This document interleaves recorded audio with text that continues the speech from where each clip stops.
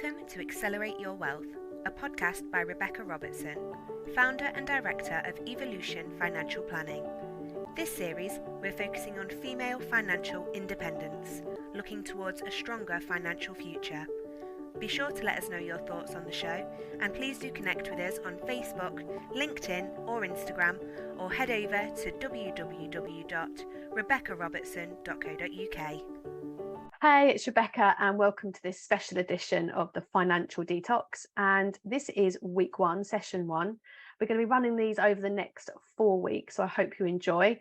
You're going to now hear a edited version of my Facebook Live in my Money Mastery Collective free Facebook group, which you can go and join. The link is in the comments in the section below, the description section below. You can go and find that, and I hope you find it helpful. I'd love to have your feedback. Let us know what you think. Of course, please do leave us a review where you feel appropriate. So I hope you enjoy this session. It's all around what you can do with your mindset, what shifts we can make towards assisting this financial detox, and the first step in making that detox happen. And I'll talk that through with you in detail.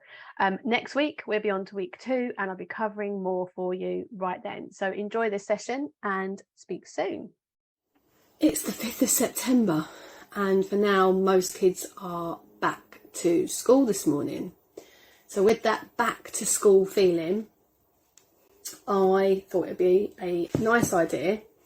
Carol Clark wants to join me on the video. I don't think you do, Carol, but thanks for the sentiment. If you are watching live, thank you so much. I hate talking to myself when there's no one here. As long as one person's here, I'm happy. So if you are here, then please let me know and say good morning. Morning, Ellie. Hope you're well. So 5th of September, kids go back to school, and for a lot of people it's a bit of a new year, new feeling. September, October have that sort of vibe to it, but we're going into that autumn, so it's a change of seasons. On my school run, I say school walk. Great, I'm great to have you here. Thanks for listening. The trees have started to turn brown, particularly the conker trees. The conker trees the conkers aren't quite dropping, but the leaves of the conker tree are going brown, and it's that change of seasons, that autumn, that crisp feel in the morning, and I love that. And with that, we get a chance to evaluate and look at what we're doing with how we're feeling in ourselves, how things are with our relationships. And I thought I'd share with you, I'll start off sharing with you some of the things that I do to help my mindset, because the thing is with money, and we're going to be, obviously this is week 1, and today I'm going to be covering needs and wants and part of the financial detox. But before I get into that, I think it's really important to mention mindset, because for a lot of people, they will be watching this on the replay. So if you are, #replay, please do let me know you've watched it. But there'll be a few of you that won't even have the guts to say, and I say guts, don't mean that in a derogatory way, to even acknowledge the fact that you're here watching or listening. The reason being is because we can be triggered by money in many different ways, and we almost feel like all those emotions and the things that we're feeling, that they're almost like a coat that we've got it written all over us, shame, guilt, etc. They're written all over us, that people can read our faces, and just by typing #replay or hi, good morning, we then think that people can see or hear it or feel what we're feeling, and they can't. But it is important to recognise those feelings in yourself, and not necessarily sit with them to let them percolate, but to sit with them in the sense of just recognise why that's coming up for you, why you're feeling the way that you are. But for some people, that's not the case. They feel really positive, they've done some of their money mindset, and they're feeling really, just a good exercise. I want to do this so that I've got some savings going into winter. I want to do this because I know I've been overspending a little bit. I want to do this because I'm something I want to save for. I want to buy more presents at Christmas for people, or I'd like some more disposable income because my bills have gone up, or just want to have a bit of a refresh of my money. And there's no sort of negative connotations to any of that. They feel super positive about it, which is great. But sometimes whilst you're going through this process, things can come up for you, and equally that's okay as well. Again, just need to sort of analyse it and think, okay, well, why is that affecting me? Why is that coming up for me? And sometimes you don't want to necessarily, like I say, percolate or sit on it for too long, but just be conscious, start to become more consciously aware of what's coming up. However, from a positive mindset and from a manifestation perspective, we have to be conscious of what we focus on is what we call in more of. So I was brought up Catholic, so I wouldn't say I'm any longer a religious person, but when it comes to me personally, I'm always been a little bit spiritual when it comes to a mindset around things.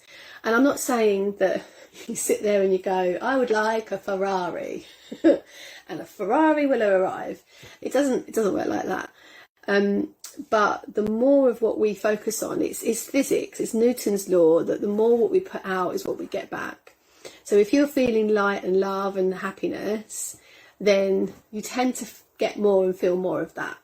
But equally, that doesn't mean that you then ignore emotional feelings or you ignore things that are coming up for you, because sometimes we do need to deal with them. Sometimes we do need to look at that and go, okay, why is that coming up for me? What is going on there?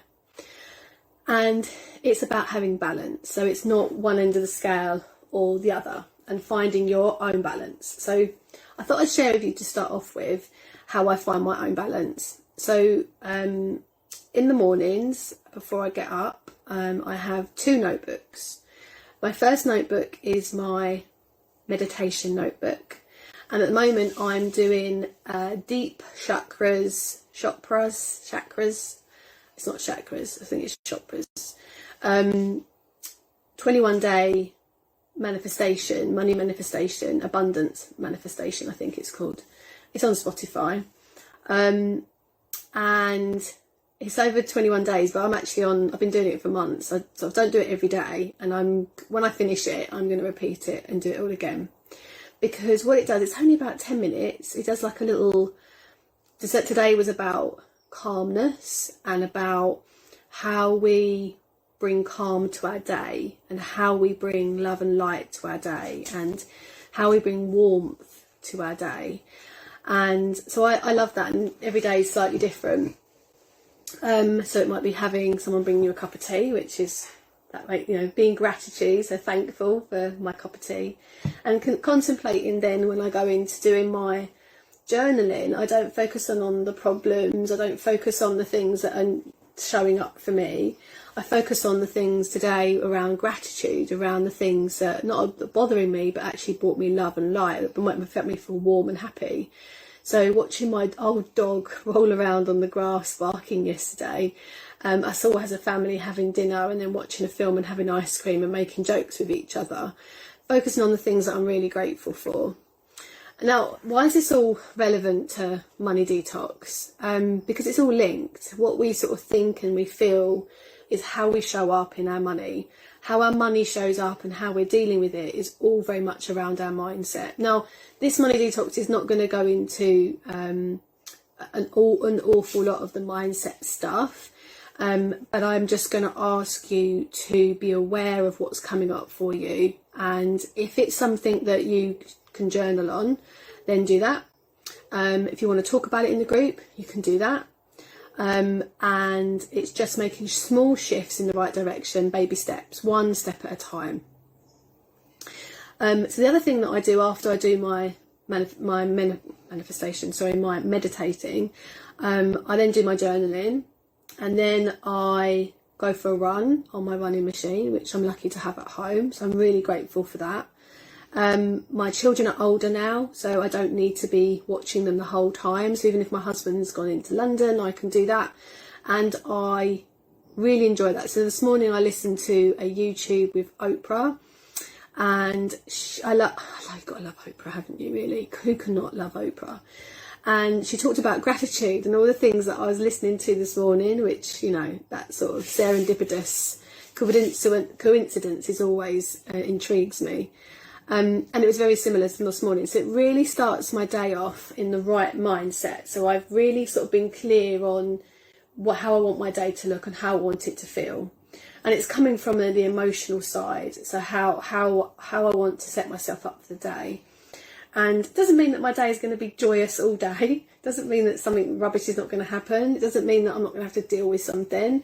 It just gives me a really good head start rather than starting the day watching the news and it's all doom and gloom and checking my bank account and realise there's a payment that's gone out that shouldn't have, or the kids haven't got their school uniform. It's just starting my day more positively. And I think it's really important that when you're trying to grow something, you're trying to shift something, you're trying to challenge yourself in some way, that you really have the right healthy mindset around it. So when it comes to a financial detox, and let's really liken it to health, and we're going to go on a detox, we really have to have the right intentions and the right mindset around that. So if we're going to go into a detox and we're beating ourselves up about the fact that we're not a certain weight, that's not healthy. If we get to the end of the detox and we're in a situation where we haven't achieved what we wanted to, again, that's not healthy. We have to go in with it with a really open mind and an open heart and just give it our best shot and see what happens. So that would be my best advice to anyone that is going to be doing this detox over the next 4 weeks. So I'll be here live every Monday morning at around 9. And those that are here listening with me, thank you so much. I hate doing these on my own. At least I don't feel like I'm completely talking to myself. If you're on the replay, give me a hashtag replay. So the first phase is the mindset. So I've just touched on some of that today and some of the things that you could start bringing in slowly into your day to help you along. Okay, so week 1, there's so much that we can do straight away. There's almost, okay, we want to achieve everything all at once. And I could give you a really long list and you could pick something. But there'll be a few of you that will get overwhelmed with that because you won't know where to start or what to do. We could look at budget planners and we can look at fixed outgoings and etc. And we're probably more likely to do that next week. This week is the start of the month. And one of my habits is that I pay myself a salary and a dividend from my limited company. So I've been paid already. Some people have already been paid like a week ago. And summer holidays were really expensive, so I tried not to use any of my savings for extra costs. And then as soon as it hits payday, I'm like, okay, what have I not got that I need to go and buy? So my horses needed new balancer, so that'll probably last until Wednesday, Thursday. So I've ordered some balancer this morning. It's some granules that you put in their food. Helps with their gut health. So I sort of see that as a need for my horses. They need to have good healthy guts because then they can't absorb the nutrients in the grass and their muscles can't grow and etc. I didn't buy school uniform a couple of weeks running up to Christmas because I can't get hold of the shop that sells them ever. You can't ring them, can't walk in there, you can't email them, you can't do anything. So luckily my kids didn't need much else for this term yet. Just needed some new school shirts, which you can't just buy in a normal shop. So I now need to order some new shirts. And so there's this list of things that sort of come up, and they're things that you need, right? I can't really send my kids to school without shirts on their back. And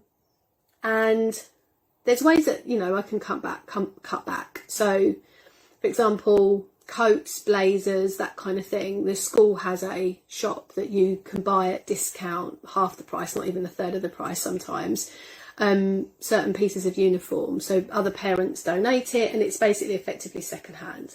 But it's quite expensive school uniform. It's not a normal school, so I don't mind doing that. But with a shirt, I can't really do that. I need to buy that myself. If it was one of the blazers that are like £100, then I probably would. And reason being is not because I can't afford that blazer, but I make a conscious choice about how I spend my money and what I spend my money on.